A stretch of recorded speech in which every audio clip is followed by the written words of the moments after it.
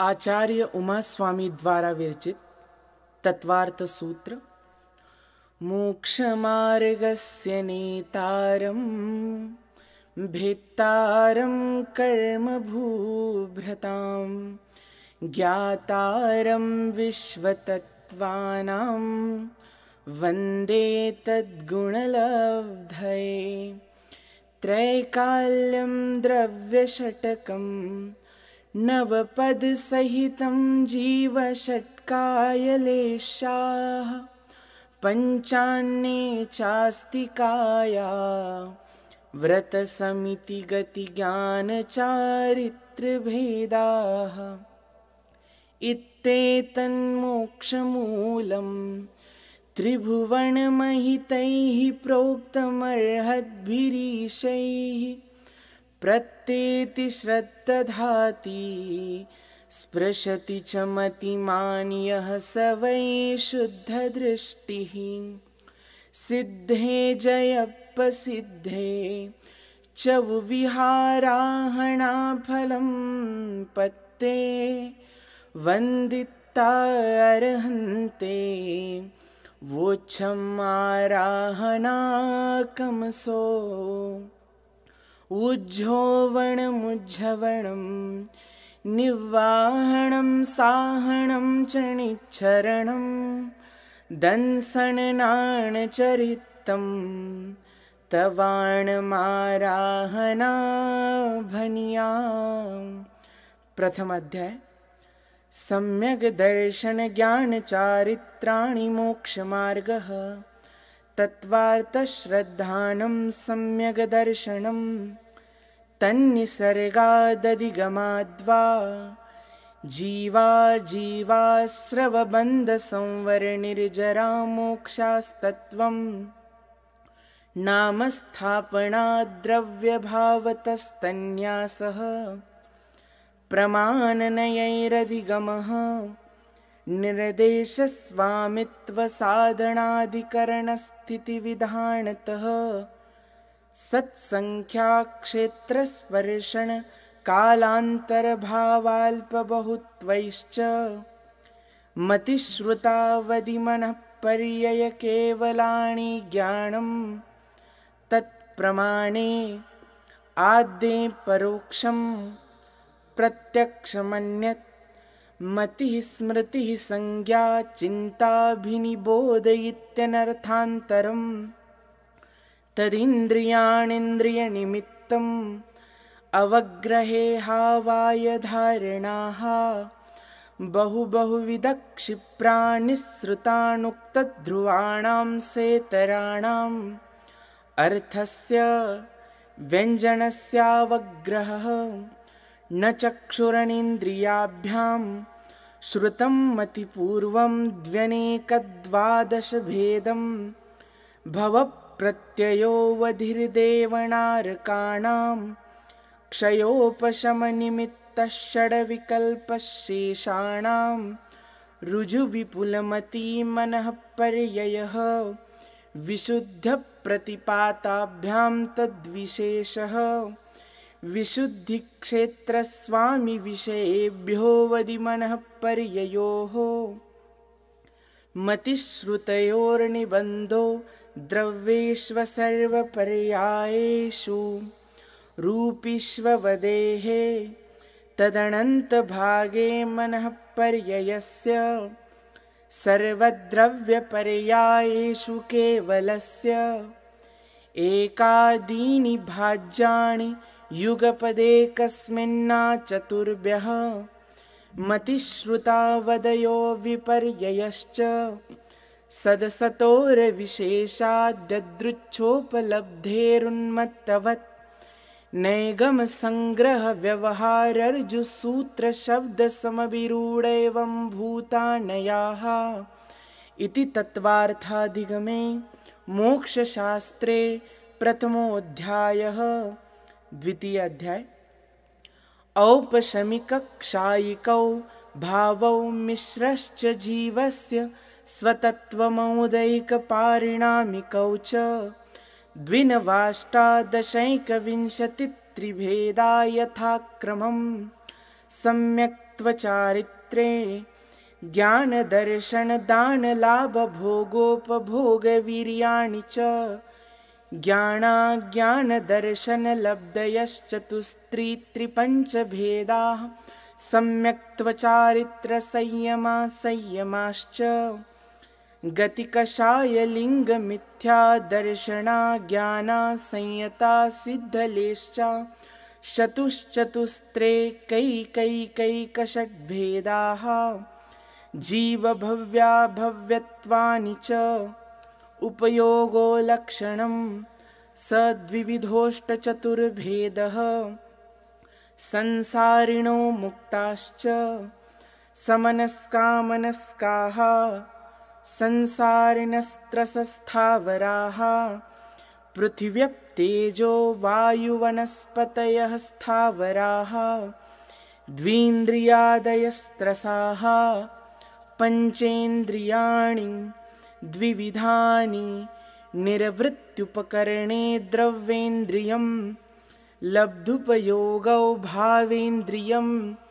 स्पर्शनरसनघ्राणचक्षुः श्रोत्राणि स्पर्शरसगन्धवर्णशब्दास्तदर्थाः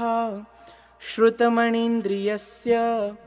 वनस्पत्यन्तानामेकं कृमिपिपीलिका भ्रमरमनुष्यादीनामेकैकवृद्धानि संगिणः समनस्काः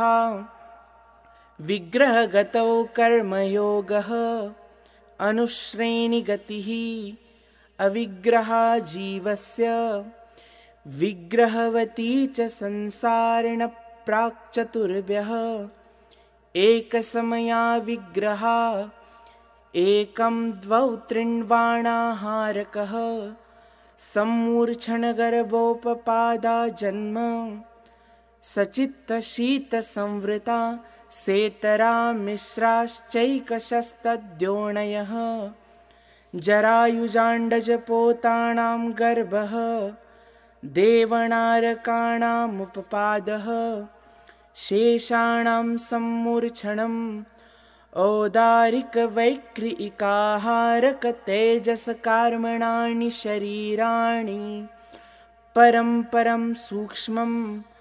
प्रदेशतो संख्येयगुणं प्राक्तेजसात् अनन्तगुणे परे अप्रतिघाते अनादिसम्बन्धे च सर्वस्य तदादीनि भाज्यानि युगपदे कस्मिन्ना चतुर्भ्यः निरुपभोगमन्त्यं गर्भसम्मूर्छनजमाद्यम् औपपादिकं वैक्रियिकं लब्धिप्रत्ययञ्च तेजसमपि शुभं विशुद्धमव्याघाति चाहारकं प्रमत्तसंयतस्यैव नारकसम्मूर्छिनो नपुंसकाणि न देवाः शेषास्त्रिवेदाः औपपादिकचरमोत्तमदेहा संख्येयवर्षायुषोऽनपवर्त्यायुषः इति तत्त्वार्थादिगमे मोक्षशास्त्रे द्वितीयोऽध्यायः। तृतीय अध्याय रत्नशर्करा वालुका पङ्कधूमतमो महातमप्रभा भूमयो घणाम्बुवाताकाशप्रतिष्ठा सप्ताधोदः तासु 30 पंचविंशति पंचदशदशत्रिपञ्चोनैकनरकशतसहस्राणि पञ्च चैव यथाक्रमम् नारका नित्या शुभतरलेशा परिणामदेहवेदनाविक्रियाः परस्परोदीरितदुःखाः संक्लिष्टासुरोदीरितदुःखाश्च प्राक्चतुर्थ्याः तेष्वेकत्रिसप्तदशसप्तदशद्वाविंशतित्रयस्त्रिंशत् सागरोपमा सत्त्वानां परास्थितिः जम्बूद्वीपलवणोदादयः शुभनामानो द्वीपसमुद्राः द्विर्द्विर्विष्कम्भा पूर्वपूर्वपरिक्षेपिनो बलयाकृतयः तन्मध्ये मेरुणाभिर्वृत्तो योजनशतसहस्रविष्कम्भो जम्बूद्वीपः भरतहैमवत हरिविदेहरम्यक हैरण्यवतैरावतवर्षाः क्षेत्राणि तद्विभाजिनः पूर्वापरायता हिमवन्महाहिमवन् निषधनीलरुक्मिशिखरिणो वर्षधरपर्वताः हेमार्जुनतपनीयवैडूर्यरजतहेममयाः मणिविचित्रपार्श्वा उपरि मूले च तुल्यविस्ताराः पद्ममहापद्मतिगिञ्च केसरी महापुण्डरीकपुण्डरीका रथास्तेषामुपरि प्रथमो योजनसहस्रायामस्तदर्थविष्कम्भो रथः दशयोजनावगाहः तन्मध्ये योजनं पुष्करं तद्विगुणद्विगुणा रथा पुष्कराणि च तन्निवासिन्यो देव्यः श्रीधृतिकीर्तिबुद्धिलक्ष्म्यः पल्योपमस्थितयः ससामाणिकपरिषत्काः गङ्गा सिन्धुरोहिद्रोहितास्या हरिद्धरिकान्ता सीता सीतोदा नारी नरकान्ता सुवर्णरूप्यकूला रक्ता रक्तोदाः सरितस्तन्मध्यगाः द्वयोर्द्वयोः पूर्वाः पूर्वगाः शेषास्त्वपरगाः चतुर्दशनदी सहस्रपरिवृता गङ्गा सिन्ध्वादयो नद्यः भरतः षड्विंशति पञ्चयोजनशतविस्तारः षट्चैकोणविंशतिभागायोजनस्य तद्विगुणद्विगुणविस्तारा वर्षधरवर्षा विदेहान्ताः उत्तरा दक्षिणतुल्याः भरतैरावतयोर्वृद्धिरासौ षट्समयाभ्यामुत्सर्पिण्यवसर्पिणीभ्यां ताभ्यां पराभूमयोऽवस्थिताः एकद्वित्रिपल्योपमस्थितयो हैमवतकहारिवर्षकदैवकुर्वकाः तथोत्तराः विदेहेषु सङ्ख्येयकालाः भरतस्य विष्कम्भो जम्बूद्वीपस्य 90% द्विर्धातकीखण्डे पुष्करार्धे च प्राङ्मानुषोत्तरान्मनुष्याः आर्याम्लेच्छाश्च भरतैरावतविदेहा कर्मभूमयोऽन्यत्र देवकुरुत्तरकुरुभ्यः दृष्टितिपरावरे त्रिपल्योपमान्तरमुहूर्ते तिर्यग्योनिजानाञ्च इति तत्त्वार्थाधिगमे मोक्षशास्त्रे तृतीयोऽध्यायः। चतुर्थ अध्याय। देवाश्चतुर्निकायाः आदितस्त्रिषु पीतान्तलेशाः दशाष्टपञ्चद्वादशविकल्पाः कल्पोपपन्नपर्यन्ताः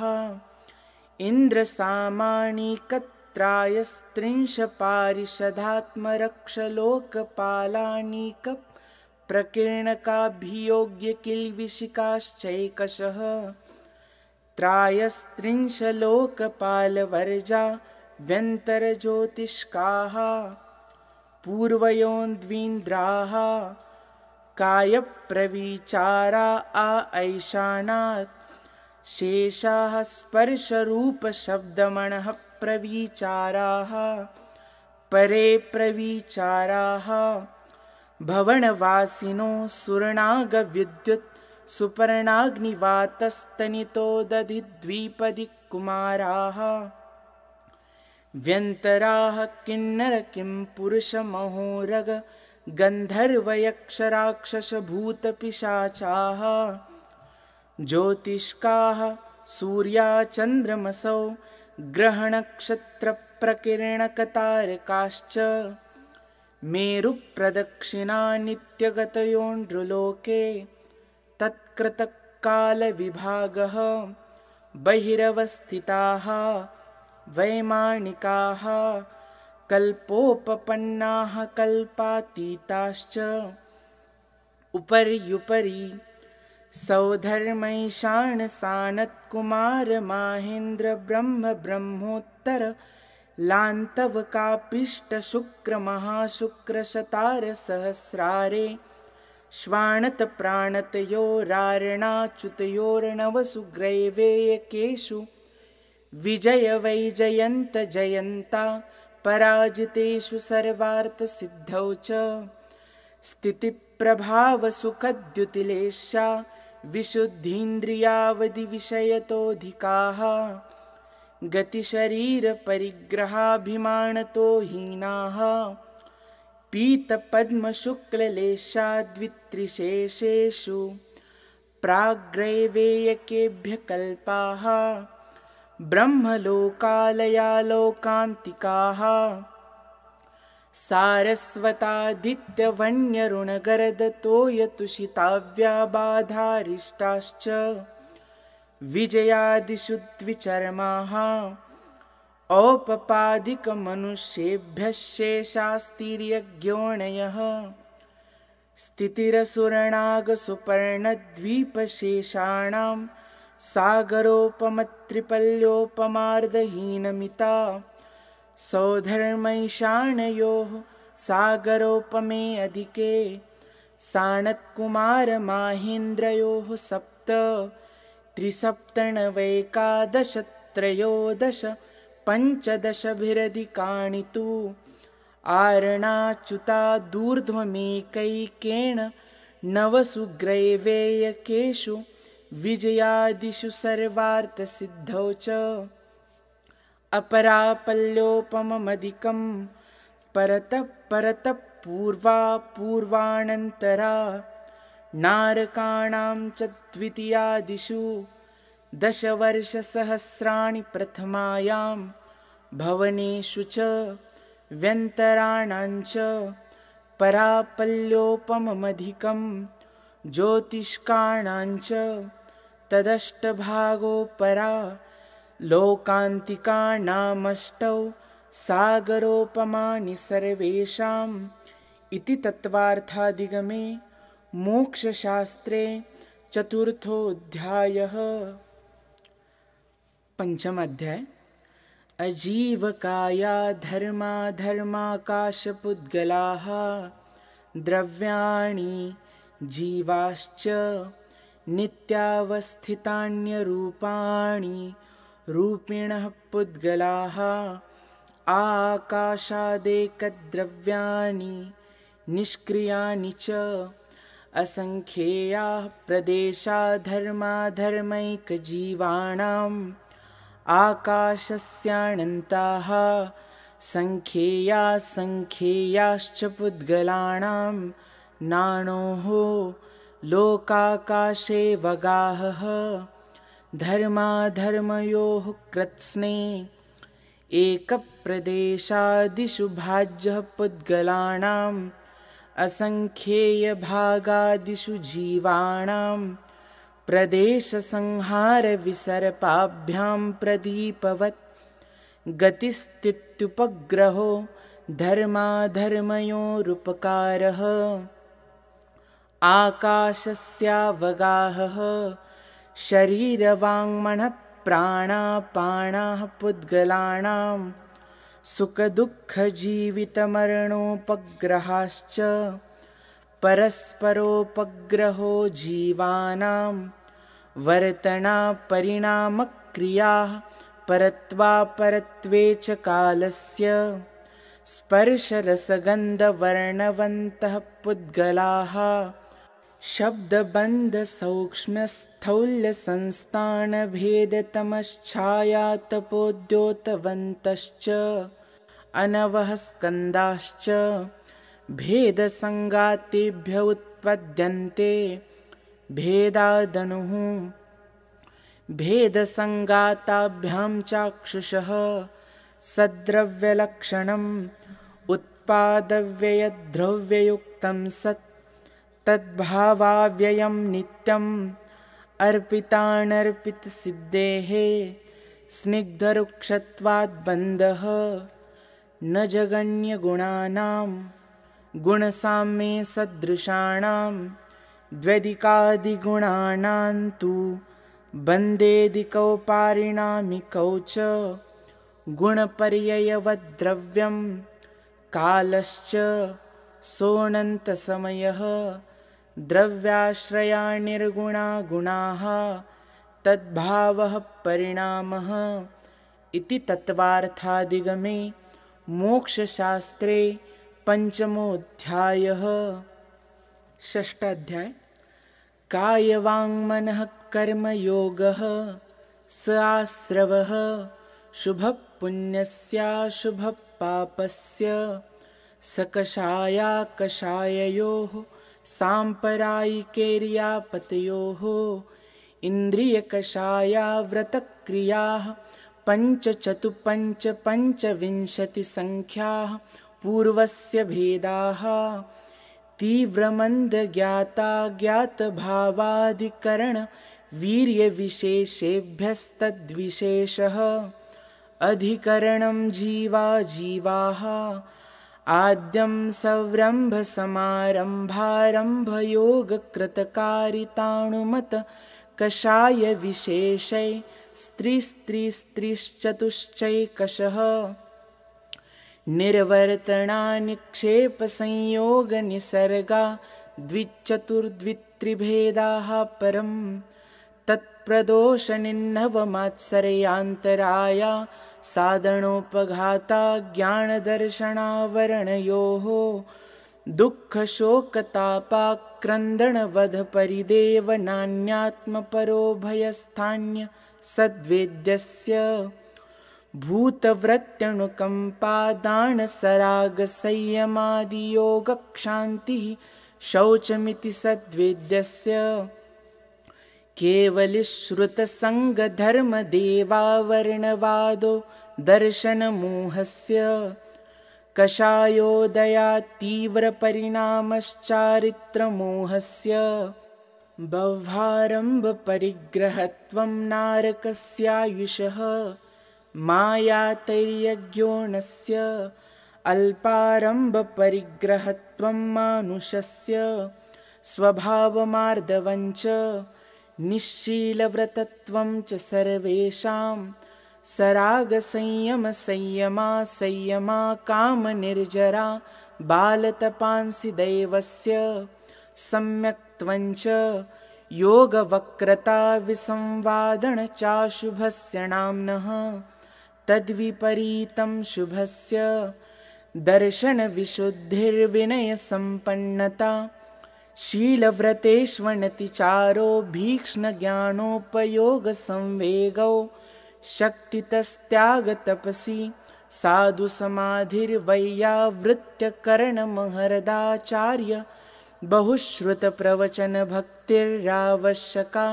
परिहानिर्मार्गप्रभावणा प्रवचनवत्सलत्वमिति तीर्थकरत्वस्य परात्मनिन्दा प्रशंसे सदसद्गुणोच्छादनोद्भावने च नीचैर्गोत्रस्य तद्विपर्ययो नीचैर्वृत्त्यनुत्सेको चोत्तरस्य विघ्नकरणमन्तरायस्य इति तत्त्वार्थाधिगमे मोक्षशास्त्रे षष्ठोऽध्यायः। सप्तमाध्याय हिंसानृतस्तेया ब्रह्मपरिग्रहेभ्यो विरतिर्व्रतं देशसर्वतोऽनुमहति तत्स्थैर्यार्थं भावनाः पञ्च वाङ्मनोगुप्तिर्या दाननिक्षेपणसमित्या लोकितपानभोजनानि पञ्च क्रोधलोभभीरुत्वहास्यप्रत्याख्यानान्यनुवीचिभाषणं च पञ्च शून्यागारविमोचिता वासपरोपरोधा करणभैक्षशुद्धिसधर्मा विसंवादाः पञ्च स्त्रीरागकथा श्रवणतन्मनो हराङ्गनिरीक्षणपूर्वरतानुस्मरण वृश्येष्टरस स्वशरीरसंस्कारत्यागाः पञ्च मनोज्ञामनोज्ञेन्द्रियविषयरागद्वेषवर्जनानि पञ्च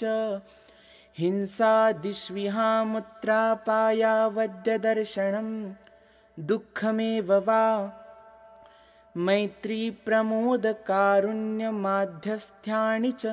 सत्त्वगुणाधिकक्लिश्यमाणा विनयेषु जगत्कायस्वभाववा संवेगवैराग्यार्थं प्रमत्तयोगात् प्राणव्यपरोपणं हिंसा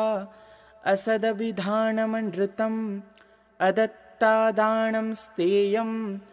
मैथुनमब्रह्म मूर्छापरिग्रह निश्शल्यो व्रती अगार्यनगारश्च अनुव्रतो गारी दिग्देशानर्थदण्डविरतिसामायिकप्रोषधोपवासोपभोग परिभोगपरिमाणातिथि संविभागव्रतसम्पन्नश्च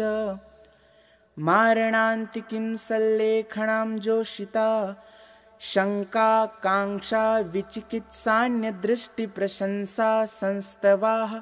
सम्यग्द्रष्टेरतिचाराः व्रतशीलेषु पञ्च पञ्च यथाक्रमं बन्धवदच्छेदातिभारारोपणान्नपाननिरोधाः मिथ्योपदेशरहोभ्याख्यानकूटलेखक्रिया न्यासापहारसाकारमन्त्रभेदाः स्तेन प्रयोगतदाहृता दानविरुद्धराज्यातिक्रम हीनाधिकमानोन्मानप्रतिरूपकव्यवहाराः परविवाहकरणे त्वरिका परिग्रहिता गमनानङ्गक्रीडा कामतीव्राभिनिवेशाः क्षेत्रवास्तु हिरण्यसुवर्णधनधान्य दासीदासकुप्यप्रमाणातिक्रमाः ऊर्ध्वाधस्तीर्यव्यतिक्रमक्षेत्रवृद्धिस्मृत्यन्तराधानानि आनयनप्रेष्यप्रयोगशब्दरूपानुपातपुद्गलक्षेपाः कन्दर्पकौत्कुच्यमौकर्या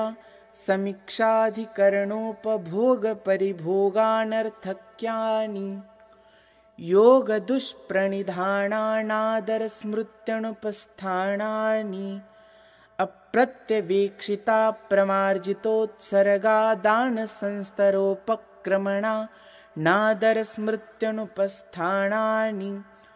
सचित्तसम्बन्धसम्मिश्राभिषवदुपक्वाहाराः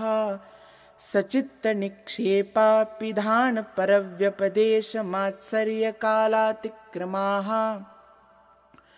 जीवितमरणाशंसामित्रानुरागसुखानुबन्धनिदानानि अनुग्रहार्थं स्वस्यातिसर्गोदानं विधिद्रव्यदातृपात्रविशेषात् तद्विशेषः इति तत्त्वार्थाधिगमे मोक्षशास्त्रे सप्तमोऽध्यायः।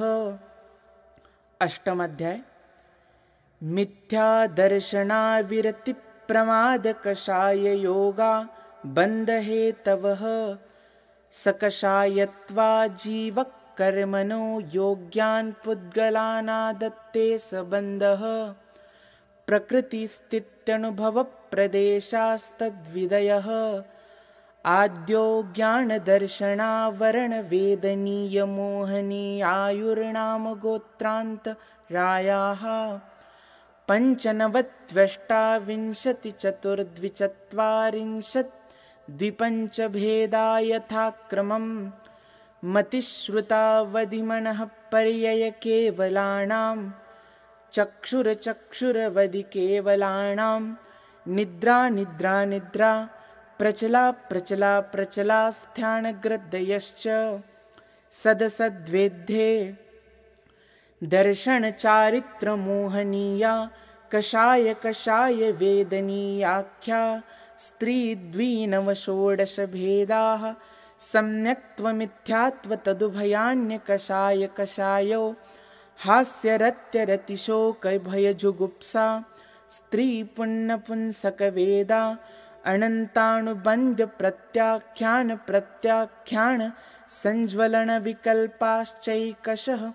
क्रोधमान माया लोभाः नारकतैर्यज्ञोणमानुषदैवानि गतिजाति शरीरांगोपांग निर्माण बंधन संघात संस्थान संहनन स्पर्श रसगंध वर्णानुपूर्व्या गुरुलघूपघात परघाता तपोद्योतोच्छ्वास विहायोगतयः प्रत्येक शरीर त्रस सुभग सुस्वर शुभ सूक्ष्म पर्याप्ति स्थिरादेय यशः कीर्तिसेतराणि तीर्थकरत्वं च उच्चैर्नीचैश्च दानलाभभोगोपभोगवीर्याणाम् आदितस्त्रिसृणामन्तरायस्य च त्रिंशत्सागरोपमकोटिकोट्यः परास्थितिः सप्ततिर्मोहनीयस्य विंशतिर्नाम गोत्रयोः त्रयस्त्रिंशत्सागरोपमान्यायुषः अपरा द्वादश मुहूर्ता वेदनीयस्य नाम गोत्रयोरष्टौ शेषाणामन्तर्मुहूर्ता विपाकोऽनुभवः स यथा नाम ततश्च निर्जरा नाम प्रत्ययाः सर्वतो योगविशेषात् सूक्ष्मैकक्षेत्रावगाः स्थिताः सर्वात्मप्रदेशेष्वनन्तानन्तप्रदेशाः सद्वेद्य शुभायुर्नाम गोत्राणि पुण्यम् अतोऽन्यत् पापम् इति तत्त्वार्थाधिगमे मोक्षशास्त्रे अष्टमोऽध्यायः। नवमोऽध्याय आश्रवनिरोधः संवरः सगुप्तिसमिति धर्मानुप्रेक्षा परीशः जयचारित्रैः तपसा निर्जरा च सम्यग्योगनिग्रहो गुप्तिः ईर्याभाषैषणादाननिक्षेपोत्सर्गाः समितयः उत्तमक्षमा मार्दवार्जव शौच सत्यसंयम तपस्त्यागा किञ्चन्य ब्रह्मचर्याणि धर्मः अनित्या शरण संसारे कत्वा न्यत्वा शुच्यास्रव संवर निर्जरा लोकबोधि दुर्लभ धर्मस्वाख्या तत्त्वानुचिन्तनमनुप्रेक्षाः मार्गाचवन निर्जरार्थं परिशोढव्याः परीशः क्षुप्तिपासा शीतोष्णदंशमशकनाग्न्यारतिस्त्री चर्या निषेध्या शय्याक्रोशवदयाचना लाभरोगतृणस्पर्शमलसत्कार पुरस्कार प्रज्ञाज्ञानादर्शनानि सूक्ष्मसाम्पराय छद्मस्तवीतरागयोश्चतुर्दश एकादश जिने बादरसाम्पराये सर्वे ज्ञानावरणे प्रज्ञाज्ञाने दर्शनमोहान्तराययोर्दर्शनालाभौ चारित्रमोहे नाज्ञारतिस्त्रीनिषद्याक्रोशयाचना सत्कार पुरस्काराः वेदनीये शेषाः एकादयो भाज्या युगपदेकस्मिन्नैकोनविंशतेः सामायिकच्छेदोपस्थापना परिहार विशुद्धि सूक्ष्मसाम्पराय यथाख्यातमिति चारित्रम् अनशनावमौदर्यवृत्तिपरिसंख्यानरसपरित्याग विविक्तशय्यासन कायक्लेशाबाह्यं तपः प्रायश्चित्तविनयवैयावृत्य स्वाध्यायव्युत्सर्गध्यानान्युत्तरम् नवचतुर्दश पञ्चत्विभेदा यथाक्रमं प्राग्ध्यानात् आलोचना परिक्रमण तदुभय विवेक व्युत्सर्ग तपश्छेद परिहारोपस्थापनाः ज्ञान दर्शन चारित्रोपचाराः आचार्योपाध्याय तपस्वी शैक्षग्लान गणकुल संग साधु मनोज्ञानां वाचना प्रच्छणानुप्रेक्षाम्नाय धर्मोपदेशाः बाह्याभ्यन्तरोपद्योः उत्तम संहननस्यैकाग्रचिन्ता निरोधो ध्यानमान्तरमुहूर्तात् आर्तरौद्रधर्म्यशुक्लानि परे मोक्षहेतुः आर्तममनोज्ञस्य संप्रयोगे तद्विप्रयोगाय स्मृतिसमन्वाहारः विपरीतं मनोज्ञस्य वेदनायाश्च निदानञ्च तदविरतदेशविरतप्रमत्तसंयतानां हिंसानृतस्तेयविषयसंरक्षणेभ्यो रौद्रमविरतदेशविरतयोः आज्ञापाय विपाकसंस्थानविचयाय धर्म्यं शुक्ले चाद्ये पूर्वविदः परे केवलिनः पृथक्त्वैकत्ववितर्कसूक्ष्मक्रियाप्रतिपातिविपरतक्रियानिवर्तीनि त्रेकयोगकाययोगायोगानाम् एकाश्रये सवितर्कविचारे पूर्वे अविचारं द्वितीयं वितर्कः श्रुतं विचारोर्थव्यञ्जनयोगसंक्रान्तिः सम्यक् दृष्टिश्रावकविरतानन्तवियोजक दर्शनमोहक्षपकोपशमकोपशान्तमोहक्षपक क्षीणमोहजिनाः क्रमशो सङ्ख्येयगुणनिर्जराः पुलाकबकुशकुशलनिर्ग्रन्थस्नातका निर्ग्रन्थाः संयमश्रुतप्रतिसेवनातीर्थलिङ्गलेशोपपादस्थानविकल्पतः साध्याः इति तत्त्वार्थाधिगमे मोक्षशास्त्रे नवमोऽध्यायः। दशमोऽध्याय मोहक्षयाज्ञानदर्शनावरणान्तरायक्षयाच्च केवलं बन्धहेत्वभावनिर्जराभ्यां कृत्स्नकर्मविप्रमोक्षो मोक्षः औपशमिकादिभव्यत्वानाञ्च अन्यत्र केवलसम्यक्त्वज्ञानदर्शनसिद्धत्वेभ्यः तदनन्तरमूर्ध्वं गच्छत्यालोकान्तात् पूर्वप्रयोगादसङ्गत्वादबन्धच्छेदात् तथा गतिपरिणामाच्च आविद्यकुलालचक्रवत् व्यपगतलेपालाभुवदेरण्डबीजवदग्निशिखावच्च धर्मास्तिकाया भावात् क्षेत्रकालगतिलिङ्गतीर्थचारित्रप्रत्येकबुद्धबोधित ज्ञानावगाहनान्तर संख्याल्पबहुत्वतः साध्याः इति तत्त्वार्थाधिगमे मोक्षशास्त्रे दशमोऽध्यायः। मोक्षमार्गस्य नेतारं भेत्तारं कर्मभूभृतां ज्ञातारं विश्वतत्त्वानां वन्दे तद्गुणलब्धये कोटिशतं द्वादश चैव कोट्यो लक्षाण्यशीतिस्त्र्यधिकानि चैव पञ्चाशदष्टौ च सहस्रसङ्ख्या मेतत् श्रुतं पञ्चपदं नमामि अरहन्तभासि यत्थं गणहरदेवेऽहं गन्थियं सौवं पनमामि भक्तिजुक्तो सुदनानमहो वयं शिरसा अक्षरमात्रपदस्वरहीनं व्यञ्जनसन्धिविवर्जितरेफं साधुभिरत्र मम क्षमितव्यं को न विमुह्यति शास्त्रसमुद्रे दशाध्याये परिच्छिन्ने तत्त्वार्थे पठिते सति फलं स्यादुपवासस्य भाषितं मुनिपुङ्गवै तत्त्वार्थसूत्रकर्तारं गृध्रपिच्छोपलक्षितं वन्दे गणीन्द्रसञ्जात